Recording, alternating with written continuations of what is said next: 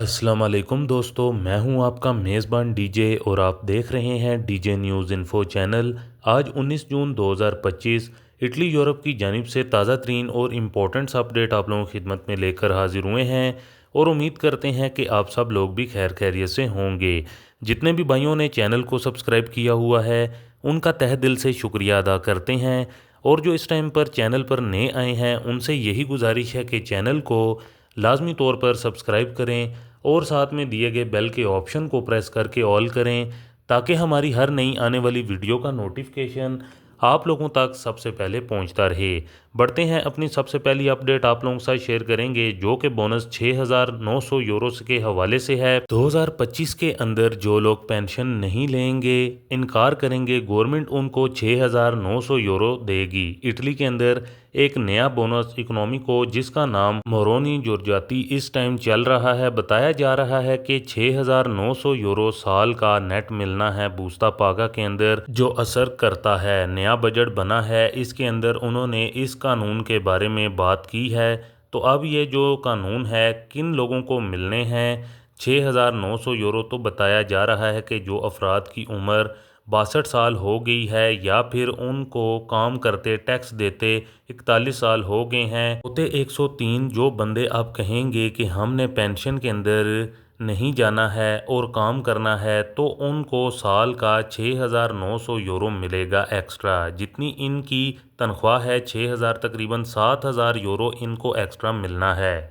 तो जो बंदे नॉर्मली 62 साल की जो पेंशन होती है उससे पहले जाना चाहते हैं पेंशन के अंदर और वो नहीं जाते 64 साल की उम्र के अंदर या 62 साल की उम्र में, डिपेंड करता है उन इनका जो कानून है 20 साल या 41 साल, तो उनको एक्स्ट्रा पैसे मिलेंगे। ये है बोनस मरोनी। इससे क्या होना है कि जो मालिक है उनका टैक्स कम हो जाना है। तो जब टैक्स कम होना है, नॉर्मली सी बात है कि उनकी तनख्वाह बच जानी है।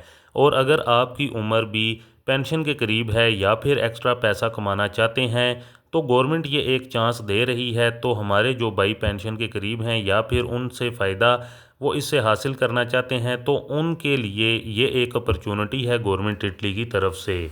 इसके अलावा अपनी नेक्स्ट अपडेट आप लोगों के साथ शेयर करेंगे जो कि सत्याग्रह से मुतलिक है, यानी कि वो लोग जिनको सत्याग्रह अप्लाई करना चाहते हैं तो उनको कौन से डॉक्यूमेंट्स की ज़रूरत है साल 2025 के अंदर।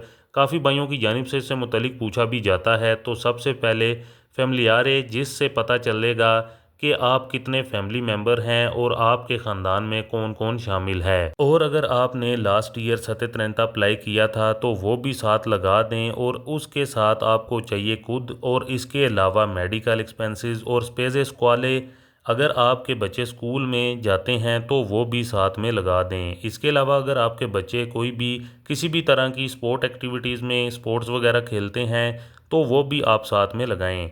और इसके अलावा कंत्रातो अफीतो, अगर किराए पर रह रहे हैं या फिर अगर आपने घर ख़रीदा है लेकिन अभी तक उसकी किस्तें पे कर रहे हैं, तो वो भी साथ में लगाएं। इसको इंटरेस्ट भी कहते हैं। और इसके अलावा अगर आपने कोई पालतू जानवर पाल रखा हुआ है और उसका ख़र्चा भी आप अफोर्ड कर रहे हैं, तो वो भी आप साथ में अटैच कर दें। और इसके अलावा लाइफ इंश्योरेंस और इंजरी इंश्योरेंस है तो वो भी साथ में लगाएं। तो जितने ज़्यादा डॉक्यूमेंट आप साथ में लगाएंगे उतना ज़्यादा ही आप लोगों को फ़ायदा होगा। मतलब ये कि जितना ज़्यादा आपके खर्चे होंगे तो उतने ही ज़्यादा पैसे आपको वापस मिल सकते हैं। तो ये एक ख़ास इन्फॉर्मेशन सत्याग्रह से मुतलिक। मज़ीद अगर किसी भाई का कोई डाउट हुआ, किसी चीज़ की समझ ना आई हो, तो वो लाजमी तौर पर कमेंट करके भी पूछ सकते हैं। तो कमेंट के ज़रिए भी आपको इन्फॉर्मेशन दे दी जाएगी। इसके अलावा अपनी नेक्स्ट अपडेट आप लोगों के साथ शेयर करेंगे जो कि ख़ास तौर पर सिटीज़नशिप से मुतलिक है। बड़ी खबर निकल कर सामने आ रही है। जी हाँ दोस्तों, यूरोप के बड़े मुल्क जिसमें लोगों का बहुत ज़्यादा रुझान था, तो उनकी जानिब से अपनी सिटीज़नशिप कानून में मज़ीद सख्त पॉलिसी को अपनाया जा रहा है।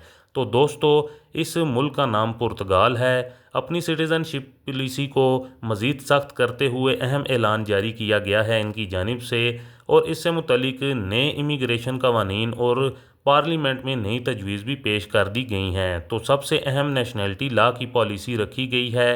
5 साल लीगली रेजिडेंसी परमिट पर रखने पर भी पुर्तगाल की नेशनैलिटी हासिल की जा सकती है अभी तक के कानून के मुताबिक, और अब इस लिमिट को बढ़ाकर अब 10 साल करने पर अहम तजवीज़ पर काम करने जा रही है पुर्तगाल की गवर्नमेंट। तो ये 17 जून से इस पर बातचीत चल रही है पुर्तगाल की पार्लियामेंट में।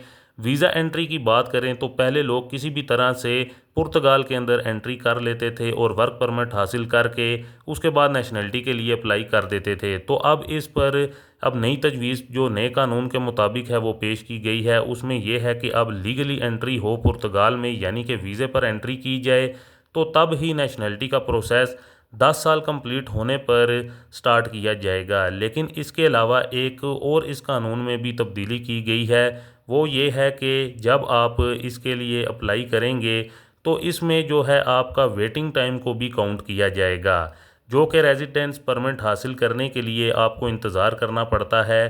तो जब आप लोग नेशनैलिटी पीरियड जो कि 10 साल का होगा तो वो इसमें शामिल किया जाएगा, यानी कि वेटिंग टाइम भी इसके अंदर शामिल किया जाएगा। इसके अलावा फैमिली रीयूनिफिकेशन के कानून के अंदर भी पुर्तगाल की गवर्नमेंट बड़ी तब्दीली करने जा रही है, यानी कि पहले बहुत ज़्यादा बेनिफिट मिलते थे तो अब इन बेनिफिट्स को भी महदूद मुद्दत तक किया जाएगा, और इसके अलावा बेनिफिट्स मज़ीद कम किए जाएंगे और मज़ीद सख्त कानून को अपनाया जाएगा। ख़ास तौर पर फैमिली मेम्बर्स को भी अगर आप बुलवा रहे हैं तो उससे मुतलिक भी ऐसे कवानीन दर्ज किए जाएंगे जो कि पहले की निस्बत काफ़ी ज़्यादा सख्त होंगे। तो फ्रेंड, ये एक बड़ी अपडेट जो कि पुर्तगाल से निकल कर सामने आ रही है सिटीज़नशिप कवानीन के हवाले से।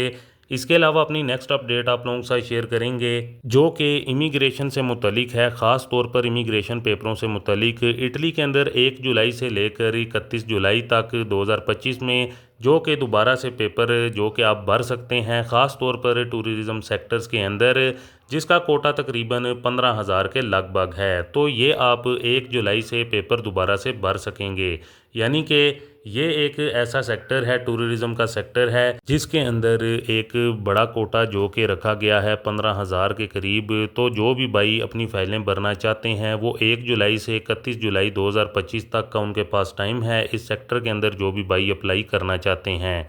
तो ये एक इम्पॉर्टेंट अपडेट निकल कर सामने आई है इमिग्रेशन पेपरों के हवाले से। इसके अलावा इम्पॉर्टेंट अपडेट उन भाइयों के मुतलिक शेयर करेंगे जिनको ख़ास तौर पर अपॉइंटमेंट नहीं मिल रही या जिनका नोला ओस्ता निकल आया है, उनको अपॉइंटमेंट का मसला आ रहा है। तो यहाँ पर हम आप लोगों को बताते चलें कि इस टाइम पर ख़ास तौर पर अपॉइंटमेंट का इंडिया और पाकिस्तान के अंदर, दोनों ममालिक के अंदर काफ़ी ज़्यादा मसला बना हुआ है और अपॉइंटमेंट काफ़ी ज़्यादा लेट मिल रही है।